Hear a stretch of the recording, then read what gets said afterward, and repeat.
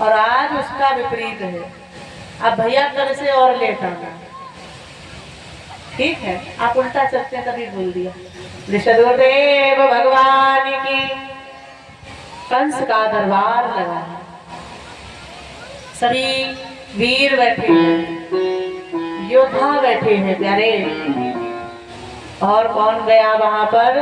देवर्षि नारद जी। अब आप सोचोगे हर जगह क्यों चले जाते हैं? विचार आ रहा है ना? तो भैया ये ऐसे देवर्षि हैं, इनका नाम ही है देवर्षि। हाँ, राक्षसों के भी जाए, देवता के भी जाए, अच्छे के घर भी जाए और बुरे के घर भी जाए। हाँ, जहाँ लड़ाई न लड़ चलती हो वहां बैठा दो, लड़ाई हो जाएगी। और जहाँ सदैव लड़ाई रहती हो वहां बैठा दो, वहां सुलह हो जाएगी। देवर्षि नारद जी पहुंचे, कहा कैसे निराश हो? बता दिया, मैं इसलिए चिंतित हूँ कि अभी तक मैंने सुना है नंद राय के 2 कुमार हैं जिनका नाम है कृष्ण बलराम। अभी तक उनका अंत नहीं हो सका। मैंने इतने बड़े बड़े योद्धा वीर सुवट भेजे हैं। देवर्षि नारद ने कहा होगा भी, कोई भी काम युक्ति से किया जाता है। अब बिना युक्ति के करोगे तो धोखा तो खाओ। सांप के बिल में हाथ डालो, चूहे का मंत्र मालूम ना हो तो कैसे काम चलेगा? बोले तो क्या करना चाहिए? देवर्षि नारद जानते, अगर अच्छी रास्ता बताऊंगा तो ये नहीं मानेगा, इसलिए गलत नहीं बताऊंगा, क्योंकि गलत को गलत रास्ता बताऊं से बड़ा प्रिय लगता है। हाँ, बोले ऐसा करो, यमुना जी के पास एक दह है जिसका नाम है कालीद, और वहां पर नील कमल के पुष्प है। आप चिट्ठी लिख करके भेज दीजिए, या तो नील कमल के पुष्प लेकर के आए या फिर अपने जीवन की बलिदानी देने चला आए। पत्रिका लिखी गई, कहाँ पहुंचाया? बाबा आनंद के पास। बाबा आनंद ने उस पत्रिका को पढ़ा तो उदास हो गए, क्योंकि गोकुल का तज कर दिया है, नंद गांव में रहने लगे। और उधर मेरी श्यामा जी ने रावण में जन्म लिया है, लेकिन रावण से दुश्मन जी ने वर्षाने में आकर के रहे।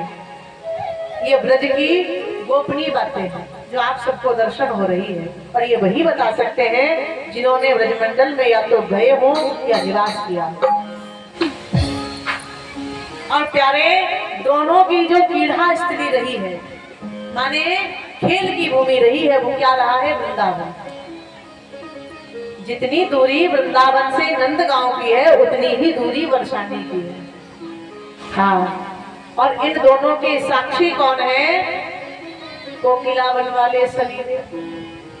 हाँ, सत्य है। और दूसरे साकेत वन में बैठी हुई संकेत लिया। जब भी दोनों को मिलाप करना होता है, संकेत देवी को संकेत मिलता है। दोनों ने आकर के वृंदावन में क्रीड़ा स्त्री को बनाया। राधा माधव की जोड़ी बड़ी अद्भुत, बड़ी दिव्य, बड़ी पवित्र। आइए दर्शन करिए भगवान श्याम सुंदर और श्यामा जी का। डाले गले में बहिया जब दोनों मुस्कुराते, सबको ही प्यार लगते, सबके ही मन को भाते। और इन पे, इन दोनों पे मैं सजके, यारे इन दोनों पे मैं बारी फूलों में सज रहे, जीवन पावन बिहारी।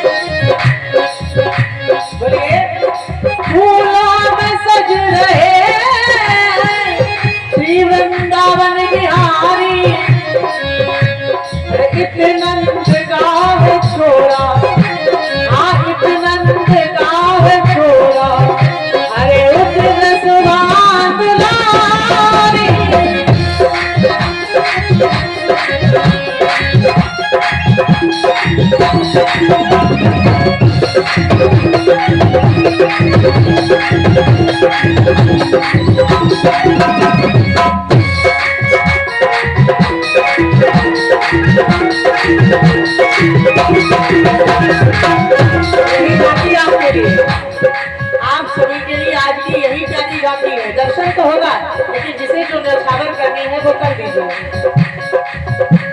प्यारे, दान देने से कभी किसी का धन नहीं घटा है। अपनी यथाशक्ति सामर्थ्य से दोनों पर न्यौछावर कर दीजिए। बड़ा सुंदर भाव है। किसने सजाया तुमको मोहन। आचार्य जी, आचार्य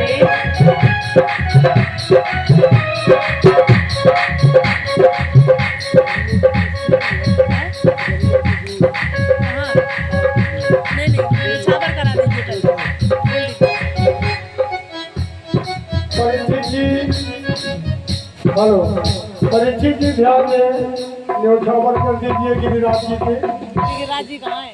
राधा माधव जी। जहाँ खड़े हो जाए वहीं पे गिरिराज बन जाएंगे। गिरिराज जी बनवा लीजिए। गोबर नहीं बने? सुबह से चिल्ला उठ के न्यौछावर कर दे और तब से मैं एक अलाउंस कर दूँ, आपको आराम मिलेगा। प्रेम से बोलिए द्वारकाधीश।